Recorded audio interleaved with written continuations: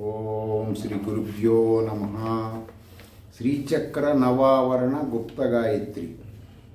ఓం హ్రీం ఓం కయ్యేయీల ఐం హ్రీం ఐం రమావాసాయ విద్మహే ఐం క్లీం సౌః అసకహాల క్లీం హ్రీం క్లీం సహస్రపత్రాయ ధీమహి ఐం ఈం ఔః సకల శ్రీం హ్రీం శ్రీం తన్నో పద్మం ప్రచోదయాత్. నవావరణ అర్చన పంచదశి గాయత్రి.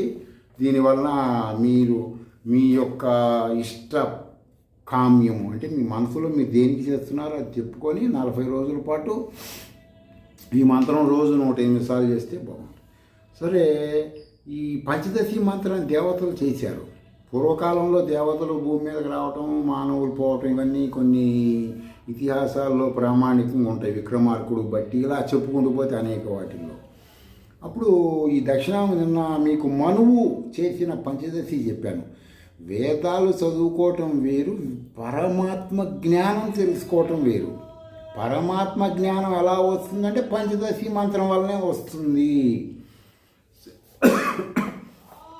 చంద్రుడు దక్షిణాము దగ్గరికి వెళ్ళి ఆ ఋషి అనబడి ఆయన్ని అంటే మరి మా పరిస్థితి ఏంది అన్నాడు. నేను ఇలా ఈ టయానికి రావటం పోవటం, నా పరిస్థితి ఏంటంటే నువ్వు కూడా చేసుకో, ఆత్మజ్ఞానం కలిగితే కానీ నీకు విషయాలు అర్థం కావు అని చెబుతాడు. అప్పుడు చంద్రుడు చేసిన పంచదశి ఉంటుంది. మీరు శ్రీ విద్యా గురువుల దగ్గరికి వెళ్తే వాళ్ళు చెబుతారు. చంద్రుడు ఏం చేశాడు పంచదశి అంటే సహ కయ్యే ఈల హ్రీం, సహ కాహాల హ్రీం, సహ సకల హ్రీం. దీన్ని సాది విద్య అంటారు. మనం రోజు శ్రీచక్ర నవావరణ గుప్త గాయత్రులు చెప్పుకున్నది ఖాది విద్య. శంకరాచార్యుల వారు చేసింది హాది విద్య. ఆయన హాది విద్యతోనే ప్రారంభించాడు అన్నమాట. కొన్ని ముఖ్యమైనవి అంటే అది విద్యలో తేడా ఏంటంటే వేరు కానీ ఒకటే, కానీ ఈ యొక్క బెనిఫిట్స్ చేసే వాటి వలన వచ్చేసి ఒక్కొక్క ఆహారం వలన ఒక్కొక్క బెనిఫిట్స్ ఉన్నట్టుగా కొన్ని ఆచార వ్యవహారాలు గురు సాంప్రదాయాల్లో వాళ్ళ గురువులు సిద్ధి పొందింది ఏంటంటే ఇది బాగా తేలిగ్గా సిద్ధి పొంది మనం ఈ కాది విద్య తేలిగ్గా సిద్ధి పొందవచ్చు. అంటే అంత సులువుగా విడము తీసి చెప్పినవి.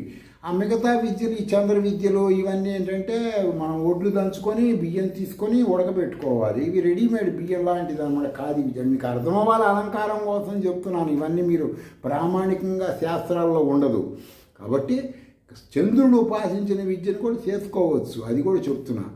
రేపు వచ్చేసి కుబేరుడు, అందరూ పరిగెత్తుతారు కదా కుబేరుడి దగ్గరికి. ఆ కుబేరుడు చేసిన పంచదశి రేపు చెబుతాను.